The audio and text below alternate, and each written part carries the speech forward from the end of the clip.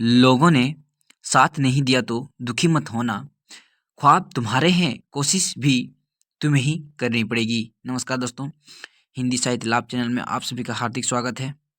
जैसे कि हम सभी को पता है, इस चैनल के माध्यम से UGC NET, JRF, TGT, PGT, KVS, NVS आगामी 2023 के एग्जाम को ध्यान में रखते हुए अध्ययन कर रहे हैं। और आज हम लेकर आए हैं सरस्वती पांडे और गोविंद पांडे की मूल पुस्तक से रीतिकाल, जो एग्जाम की दृष्टि से मोस्ट इम्पॉर्टेंट सिद्ध होने वाली है। तो चलिए दोस्तों, देखते हैं आज का मुख्य विषय।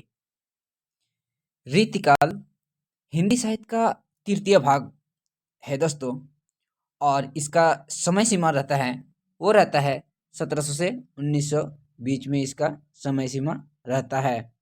और इसी के साथ साथ ये जो रहता है इसका तृतीय भाग है। और रीति का अर्थ अगर थोड़ा सा देखें तो इसका अर्थ होता है परिपाटी, नियम या एक ऐसा जो पहले से या फिर परंपरा से जो चलती आ रही है उसको रीति के अंतर्गत रख सकते हैं। और अब देखने वाले हैं कि रीति का अन्य नाम क्या क्या विद्वानों ने दिया है। तो सबसे पहले यहाँ पर देखते हैं, रीतिकाल का नामकरण विभिन्न विद्वानों के अनुसार निम्न है। सबसे पहले आता है रीतिकाव्य। रीतिकाव्य है डॉक्टर जॉर्ज ग्रेसन द्वारा रचित। ये एग्जाम से यहाँ से एकदम निश्चित रूप से क्वेश्चन पूछी जाती है कि रीतिकाव्य किसने कहा, रीतिकाल किसने कहा, अलंकृत काल किसने कहा, रीतिकाल तथा श्रृंगार काल किसने कहा, कलाकाल किसने कहा। तो ये हम सभी को बहुत इंपॉर्टेंट है एग्जाम की दृष्टि से। तो एक एक को हम बारीकी तरीके से देखेंगे। सबसे पहले हम लोग देखें कि जॉर्ज ग्रेसन ने सबसे पहले रीतिकाव्य नाम से संबोधित किया। उसके बाद अलंकृत काल मिश्र बंधुओं ने, मिश्र बंधु 3 भाई थे, श्याम बिहारी, सुखदेव बिहारी और गणेश बिहारी। आगे आता है रीतिकाल, आचार्य रामचंद्र शुक्ल ने इसका नामकरण किया है। आगे श्रृंगार काल या विश्वनाथ प्रसाद मिश्र द्वारा दिया गया नाम है। कलाकाल डॉक्टर रमाशंकर शुक्ल रसाल द्वारा दिया गया है कलाकाल। उसके बाद अंधकार काल त्रिलोचन। देखिए, तो अंधकार काल भी इसको कहा जाता है। किसने कहा? त्रिलोचन ने कहा। और ये कलाकाल किसने कहा? रमाशंकर शुक्ल रसाल ने। अब रीतिकाल के प्रवर्तक के संबंध में विद्वानों में मतभेद है, मतलब कौन किसको पहले कवि माना जाए रीतिकाल के, उसको हम देखने वाले हैं। कहता है कि कृपाराम जो है उनका रचना काल 1541 में रहता है। और इसका जो कारण रहता है वो रहता है काल क्रम की दृष्टि से इसको प्रथम प्रस्तुता या माना जाता है। आगे हैं केशवदास, जिसका समय 1555 में और समय मृत्यु रहती है 1617 में। और इसका जो प्रस्तुता है डॉक्टर नगेंद्र द्वारा माने हैं केशवदास को। और इसका कारण क्या है रखने का या मानने का? वो है रचनाकार व्यक्तित्व की दृष्टि से इसको माने हैं। आगे चिंतामणि 1643 में इसका समय, और ये रामचंद्र शुक्ल इसको रीतिकाल का प्रथम प्रवर्तक मानते हैं। ये मोस्ट इंपॉर्टेंट है, ये तीनों ही बहुत मोस्ट इंपॉर्टेंट है। इसका कारण है अखंड परंपरा चलाने की परंपरा से इसको रीतिकाल का प्रथम कवि घोषित करते हैं। आचार्य रामचंद्र शुक्ल ने इसको माना है। आगे हैं आचार्य विश्वनाथ प्रसाद मिश्र ने हिंदी साहित्य का अतीत रीतिकाल का विभाजन किया, मतलब यहाँ पर उसका बंटवारा करते हैं। जिस प्रकार से भक्ति काल का ब्रांच बटा हुआ था, डाली बटी हुई थी, उसी प्रकार यहाँ पर इसका भी रीतिकाल का दूसरा नाम क्या है? श्रृंगार काल। श्रृंगार काल किसने कहा था? विश्वनाथ प्रसाद मिश्र ने। ये सब हमको याद रखेंगे एक एक चीज बारीकी से। अब सबसे पहले ये 2 भागों में बढ़ता है। ये रीतिबद्ध हम लोग एक करके देखेंगे। रीतिबद्ध क्या है, रीति मुक्त क्या है, रीति छंद क्या है, या फिर रीति सिद्ध क्या है। तो दूसरे भाग में आता है ये रीति मुक्त या स्वच्छंद काव्य धारा भी इसको कहा जा सकता है। अब रीतिबद्ध जो है वो 2 भागों में बढ़ता है, एक लक्षणबद्ध काव्य में और लक्ष्य मात्र काव्य में। उसके बाद रीति मुक्त जो है वो भी 2 भागों में विभक्त होता है, रहस्य उन्मुख काव्य और शुद्ध प्रेम काव्य। अब आता है आचार्य विश्वनाथ मिश्र ने श्रृंगार काल को 3 भागों में बांटा है। कितने भागों में? 3 भागों में बांटा है। ये इंपॉर्टेंट है हम सभी के लिए, और इनकी परिभाषा मोस्ट इंपॉर्टेंट है। जैसे रीतिबद्ध, अब हम लोग समझेंगे कि रीतिबद्ध कहते किसे हैं। विश्वनाथ प्रसाद जो दी गई है वो रीतिबद्ध क्या है? कहते हैं कि रचना लक्षणों और उदाहरणों से युक्त हो, मतलब रीतिकाल में जितनी भी रचनाएं होती थी वो लक्षणा से होनी चाहिए और उसमें उदाहरण भी होनी चाहिए, तो क्या माना जाएगा, वो रीतिबद्ध माना जाएगा। और रीति सिद्ध क्या है, रीति सिद्ध की बंधी परिपाटी के अनुकूल स्वतंत्र काव्य रचना है, मतलब नियम में तो होना चाहिए, मतलब रीतिकाल के नियम में होना चाहिए, लेकिन वो स्वतंत्र काव्य होनी चाहिए, एक आजाद, एक फ्रीडम काव्य रचनाएं होनी चाहिए। इसमें आते हैं बिहारी आएंगे, और इसमें जो रीतिबद्ध हम लोग देखें वो केशवदास, चिंतामणि, ये सब आएंगे। और रीति मुक्त वे परंपरा जो साहित्य रूढ़ियों से बिल्कुल मुक्त है, मतलब ऐसी जो रूढ़ियों से, मतलब परंपरा, उस परंपरा को नहीं मानने वाले, एकदम फ्रीडम, मतलब नियम जाने या ना जाने फिर भी वो अपना आजाद तरीके से अगर रचना करते हैं तो वो रीति मुक्त के अंतर्गत रखे जाते हैं। और इसमें आते हैं जैसे घनानंद, बोधा, हाँ, ठाकुर, ये सभी जितने कवि हैं सभी के सभी रीति मुक्त में आते हैं। यहाँ से क्वेश्चन पूछा जाता है कि कौन इसमें रीति मुक्त है, कौन इसमें रीतिबद्ध है, कौन इसमें रीतिबद्ध कवि हैं। आगे है आचार्य विश्वनाथ प्रसाद मिश्र ने के अनुसार रीति सिद्ध कवि हैं। देखिए यहाँ पर पॉइंट है कि रीति सिद्ध कवि हैं वे डॉक्टर नगेंद्र के अनुसार रीतिबद्ध कवि हैं। थोड़ा सा यहाँ पर उल्टा होने वाला है, जैसे जिन कवियों को विश्वनाथ प्रसाद मिश्र ने रीतिबद्ध सिद्ध माने, मान लीजिए यहाँ पर बिहारी को विश्वनाथ ने क्या माना है, उसको रीति सिद्ध कवि माना है, तो वहीं डॉक्टर नगेंद्र उसको क्या करेंगे, रीतिबद्ध कवि मानेंगे। डॉक्टर नगेंद्र के अनुसार रीतिबद्ध कवि कौन है, बिहारी। वहीं पर विश्वनाथ प्रसाद मिश्र के अनुसार रीति सिद्ध कवि कौन है, तो वो है बिहारी। तो थोड़ा सा यहाँ पर ध्यान रखने की जरूरत है। आगे है रीति काल के कवियों का संक्षिप्त वर्गीकरण और निम्न ढंग से प्रस्तुत किया जा सकता है। द्वारा रीतिबद्ध कौन कौन माने हैं, रीति सिद्ध कवि कौन कौन माने हैं और रीति मुक्त कवि कौन कौन माने हैं, ये हम सभी देखने वाले हैं। तो ये मोस्ट इंपॉर्टेंट होने वाला है। देखिए सबसे पहले जो विश्वनाथ प्रसाद ने रीतिबद्ध कवि किसको किसको माने हैं, यहाँ से क्वेश्चन निश्चित रूप से हमेशा पूछी जाती है यूजीसी नेट द्वारा। देखिए यहाँ पर सबसे पहले कहता है कि केशवदास को क्या माने हैं इन्होंने, इसको रीतिबद्ध माने हैं। सेनापति, जसवंत सिंह, मतीराम, देव, भिखारी और पद्माकर, देखिए कितने हैं, पद्माकर, भिखारी, देव, मतीराम, जसवंत सिंह, सेनापति और केशवदास, ये इन्होंने रीतिबद्ध कवि माना। वहीं रीति सिद्ध कवि किसको माना, बिहारी लाल को एकमात्र कवि माना है जो रीति सिद्ध कवि के अंतर्गत इसको रखते हैं। अब रीति मुक्त में किनको किनको रखते हैं विश्वनाथ प्रसाद मिश्र द्वारा, देखते हैं। सबसे पहले देखिए रीति मुक्त में आता है रसखान, शेख आलम, घनानंद, ठाकुर, बोधा, द्विजदेव। कौन कौन, द्विजदेव, बोधा, ठाकुर, घनानंद, शेख, रसखान, ये इनको रीति मुक्त के अंतर्गत रखते हैं। अब है बच्चन सिंह द्वारा मानी गई प्रमुख भाग और उसका जो उप विभाजन करके कौन किसको भाग में, किस डाली में, किस ब्रांच में रखे हैं, वो सभी देखने वाले हैं।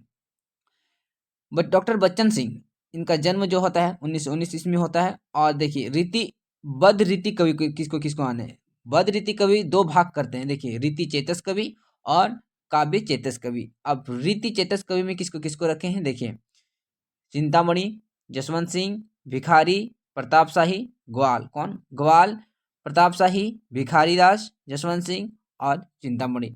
अब काव्य चेतस के अंतर्गत कौन कौन रखे हैं, देखिए इसमें बोलता है मतीराम, भूषण, देव, पद्माकर। कौन, मतीराम, भूषण, देव, पद्माकर, इसको काव्य चेतस के रूप में रखते हैं। अब आता है रीति इतर काव्य। रीति इतर मतलब नियम से बाहर, इतर मतलब दूसरे, मतलब अलग, है ना। अब देखते हैं कि मुक्त रीति कवि कौन कौन रखे हैं, वो भी दो भाग में करते हैं। अभिजात्य वर्ग में जो बिहारी लाल को रखते हैं अभिजात्य वर्ग में, उसके बाद स्वच्छंद का विधारा में रखते हैं, देखिए कौन कौन रखते हैं, आलम, घनानंद, ठाकुर, बोधा, द्विजदेव आदि को सभी इस काल में रखते हैं। तो ये था उनका उप विभाजन करके। तो मोस्ट इंपॉर्टेंट यहाँ पर सबसे रहेगा वो विश्वनाथ प्रसाद मिश्र द्वारा जो कवियों को अलग अलग भाग में रखे हैं, वो सभी हम सभी ध्यान रखेंगे। इसको भी ध्यान रखेंगे लेकिन मोस्टली उसको ध्यान रखेंगे क्योंकि एग्जाम में वहीं से अधिकतर पूछा जाता है। पेज में हमने देखा कि विश्वनाथ प्रसाद मिश्र द्वारा और डॉक्टर बच्चन सिंह द्वारा वर्गीकरण का कवियों का विवरण हमने देखा।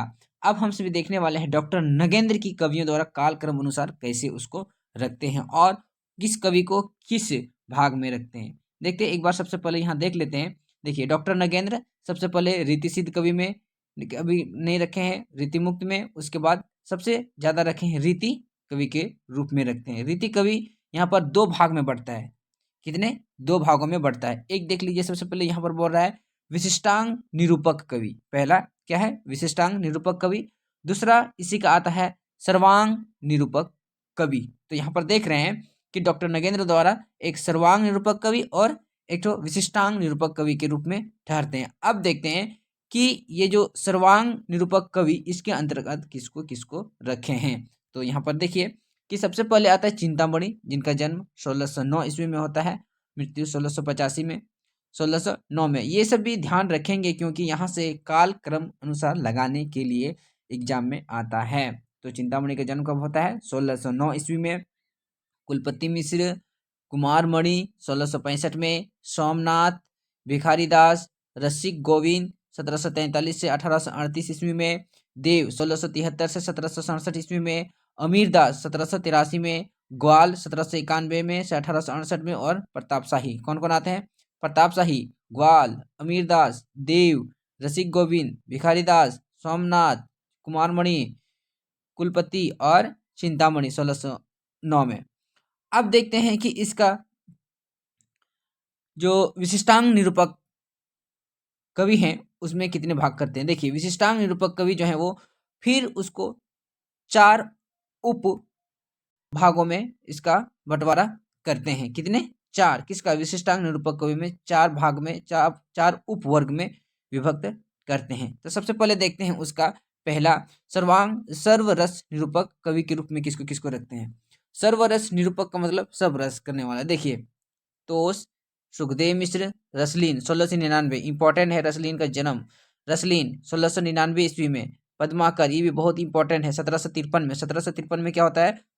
पद्माकर का जन्म होती है।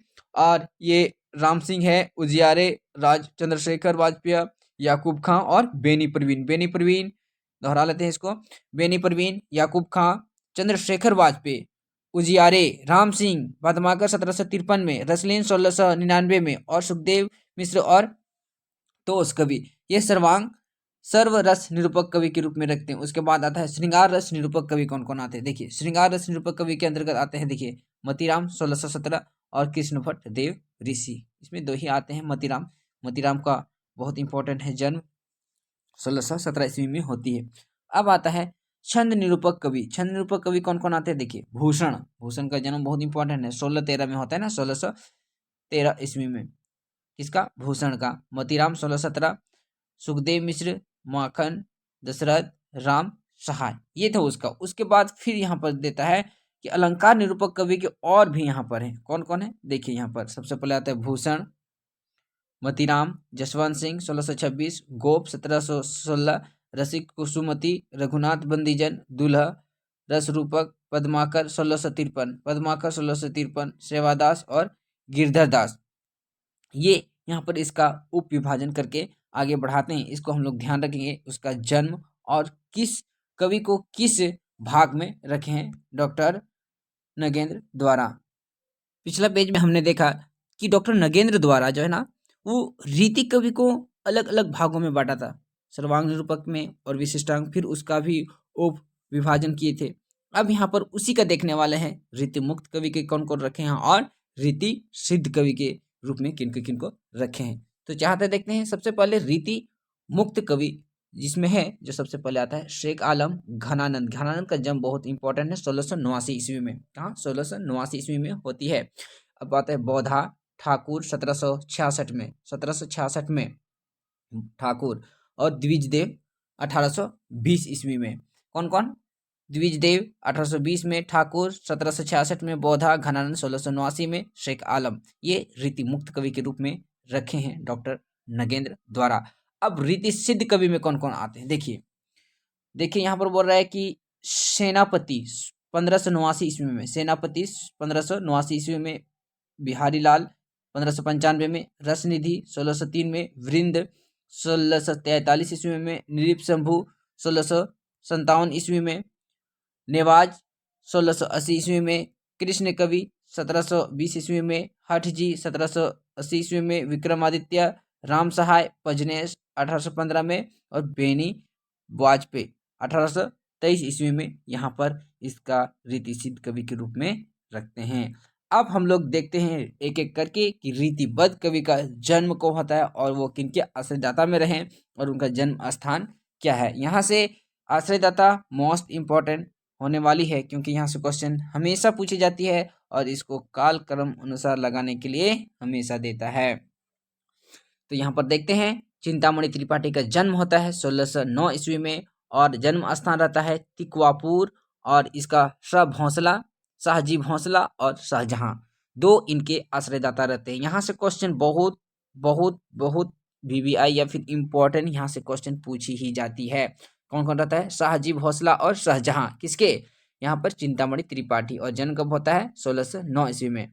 अब आता है भूषण। भूषण का जन्म होता है 1613 ईस्वी में भूषण का जन्म होता है और ये भी तिकवापुर से ही संबंधित रहते हैं, मतलब जन्म रहता है। और ये शिवाजी और छत्रसाल, कौन? भूषण शिवाजी और छत्रसाल इनके इसके मतलब इनके राजा रहते हैं या फिर इनके आश्रयदाता में रहते हैं। भूषण कौन किसके किसके आश्रयदाता में रहते हैं? शिवाजी और छत्रसाल। अब आता है मतीराम। मतीराम 1617 ईस्वी में 1617 ईस्वी में इसका जन्म होता है। ये कालक्रम अनुसार लगाने के लिए हमेशा आता है, इम्पोर्टेंट है, मोस्ट इम्पोर्टेंट है।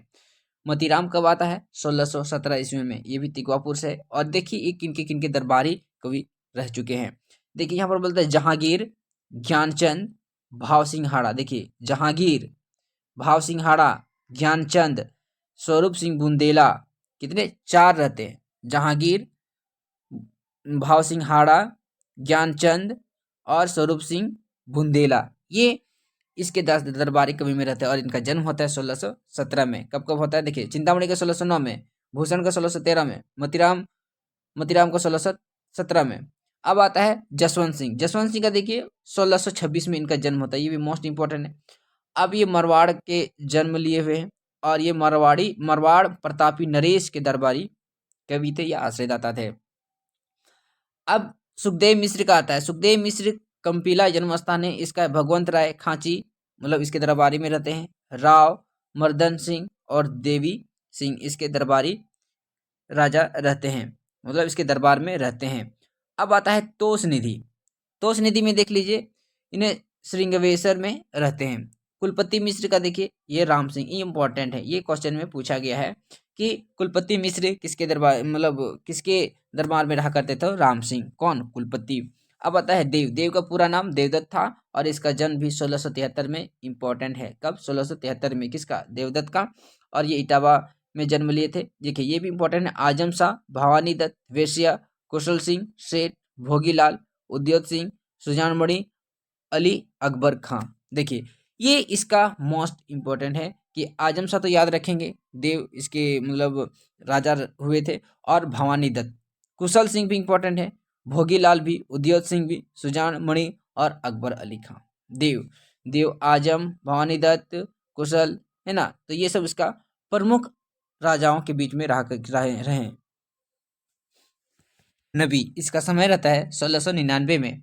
और रसलीन का हरदोई में रहता है। भिखारीदास का ट्योंगा हिंदूपति इसके मतलब राजा रहते हैं। अब पद्माकर का 1753 में। देखिए पद्माकर सबसे लास्ट में आते हैं, हम लोग ध्यान रखेंगे क्या 1753 में आते हैं। और ये बंदा के रहने वाले रहते हैं। और इसका जो प्रमुख आश्रयदाता हुए वो है रघुराय अप्पा, महाराज जेतपुर, नोनो अर्जुन सिंह, परीक्षित, अनुपगिरी उपनाम हिंदू, हिम्मत बहादुर, रघुनाथ राव, प्रताप सिंह, जगत सिंह और दौलत राव सिंधिया। ये ज़्यादा इंपॉर्टेंट नहीं लेकिन फिर भी अगर ध्यान रख सकते हैं तो बेहतर होगा हम सभी के लिए, लेकिन ज़्यादा मोस्ट नहीं है। अब आते हैं देखिए आचार्य रामचंद्र शुक्ल ने चिंतामणि त्रिपाठी को रीति काव्य का प्रवर्तक माना। क्या? रीति काव्य का प्रवर्तक माना, इंपॉर्टेंट। चिंतामणि त्रिपाठी सिद्धांत रसवादी आचार्य थे। सिद्धांत रसवादी आचार्य। चिंतामणि त्रिपाठी के सहोदर मतलब भाई कौन कौन थे? मतीराम, भूषण, जटाशंकर। कौन कौन थे? मतीराम, भूषण, जटाशंकर इसके सहोदर थे। भूषण वीर रस के कवि हैं। भूषण वीर रस के। चित्रकूट के सोलंकी राजा इन्होंने भूषण के राम नाम से इसका प्रसिद्ध किया है। विष्णु डॉक्टर गणपति चंद्रगुप्त ने भूषण का मूल नाम पतिराम या मनीराम बताया। किसने? गणपति चंद्रगुप्त ने किसका नाम भूषण का पतिराम या मनीराम बताया है। आचार्य विश्वनाथ प्रसाद मिश्र ने इनका मूल नाम घनश्याम बताया। देखिए एक ही आदमी का कितने कितने नाम है, उपनाम है, उसके बाद विभिन्न विद्वानों द्वारा उसका अलग से भी नाम दिया गया है।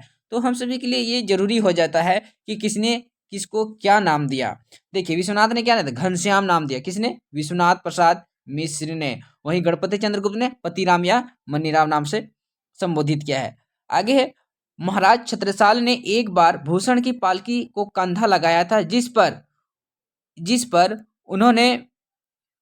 उन्होंने भूषण से कहा था कि शिवा को बखानो ना बखानो छत्रसाल को। ये लाइन बहुत इंपॉर्टेंट है, एग्जाम में आ चुका है। क्या है? कहते हैं शिवा को बखानो कि बखानो छत्रसाल को। किसने कहा था? ये भूषण ने कहा था छत्रसाल के बारे में। अब है आचार्य रामचंद्र शुक्ल ने लिखा है। क्या लिखा है? किसके बारे में? यहाँ पर भूषण के बारे में लिखते हैं। कौन?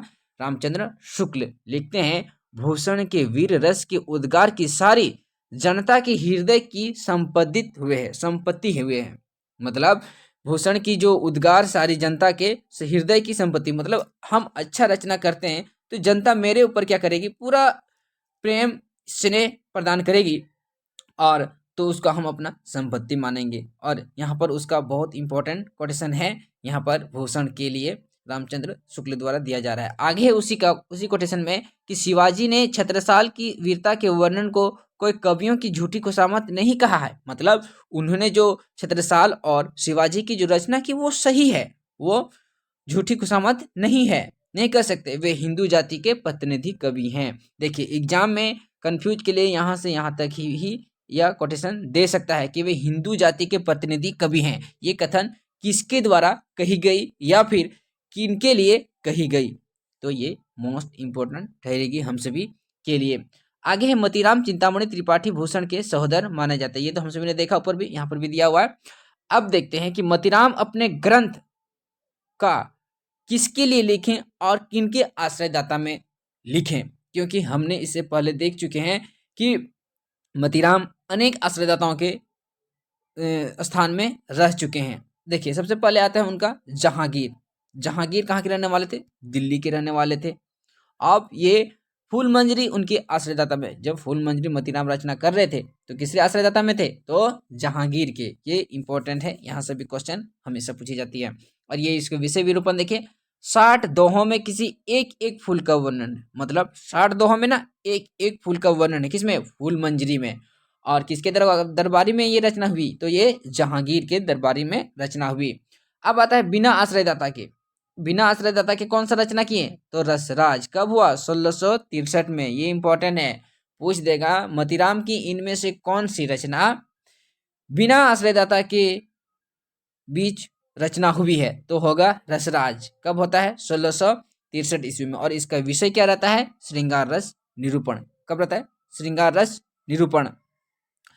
भाव सिंहाड़ा, देखिए भाव सिंहाड़ा ये बूंदी में रहने वाले राजा थे, और ये ललित ललाम जो मतीराम की रचना है वो भाव सिंहाड़ा के दरबारी में जब रहा करते थे उस समय रचना हुई है। इसका समय क्या रहता है? 1664 में। इसका हम लोग समय भी रखेंगे कि रसराज का 1663 में, ललित ललाम का 1664 में, और सतसई का 1681 में। तो यहाँ पर क्या देखें हम सभी?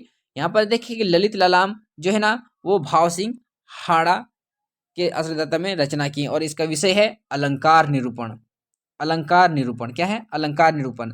अब सेठ भोगनाथ, ये सतसई जो है ना 1681 में रचना होती है, और बिहारी सतसई का अनुकरण किया है, मतलब नकल किया है। बिहारी लाल का सतसई है उसी का नकल के यहाँ पर सतसई 1681 ईस्वी में बिहारी सतसई का अनुकरण मानते हैं। अब आता है ज्ञानचंद। ज्ञानचंद्र कुमायूं की दरबारी में, कुमायूं के रहने वाले थे, और ये अलंकार पंचशिखा लिखे हैं। मतीराम क्या लिखा है? अलंकार पंचशिखा। किसके दरबारी में रहे? तो यहाँ पर ज्ञानचंद में। और कब इसका समय रहता है? 1690 में। 1690 में अलंकार पंचशिखा, और इसका अलंकार निरूपण उसका विषय ठहरता है। स्वरूप सिंह बुंदेला, देखिए बुंदेलखंड के रहने वाले थे, और ये विरित कौमुदी इसके शरणार्थी में, इसका मतलब उसके आश्रयदाता में रचना किए थे, और इसका समय रहता है 1701 में। कब? 1701 ईस्वी में। इसका छंदों का निरूपण है। क्या? छंदों का निरूपण है, स्वरूप सिंह बुंदेला। अब देखिए यहाँ पर लक्षण श्रृंगार और साहित्य सागर इसके लिए कौन है आश्रयदाता, या फिर किनके आश्रयदाता में रहकर रचना की, ये अनुपलब्ध है या फिर नहीं मिलता है। और इसका दोनों का इसका जो साहित्य सार का जो ये विषय रहता है वो न्याय का भेद का निरूपण है। तो यहाँ पर इसका लक्षण श्रृंगार और साहित्य सार इंपॉर्टेंट है, एग्जाम की दृष्टि से पूछ सकता है कि इनमें से कौन सी रचना मोतीराम की ठहरती है या मिलती है। तो लक्षण श्रृंगार और साहित्य सार इसका प्रमुख रचना मिलता है। अभी का मोस्ट इंपॉर्टेंट वांटेड वीडियो जो एग्जाम की दृष्टि से काफी यूजफुल एकदम बेहतरीन सिद्ध होने वाली है, क्योंकि एग्जाम में रीतिकाल से बहुत क्वेश्चन पूछी जाती है। तो दोस्तों अगर आपको ये वीडियो पसंद आई तो प्लीज़ लाइक कमेंट और सब्सक्राइब कर दीजिएगा, और साथ ही साथ बेल आइकन दबा दीजिएगा, ताकि अपलोड किए जाने वाले सभी वीडियो आपके तक आसानी से पहुंचता रहे, और मेरे से साथ साथ आपको भी अच्छा एग्जाम और परीक्षा में पास होते रहे। तब तक के लिए धन्यवाद।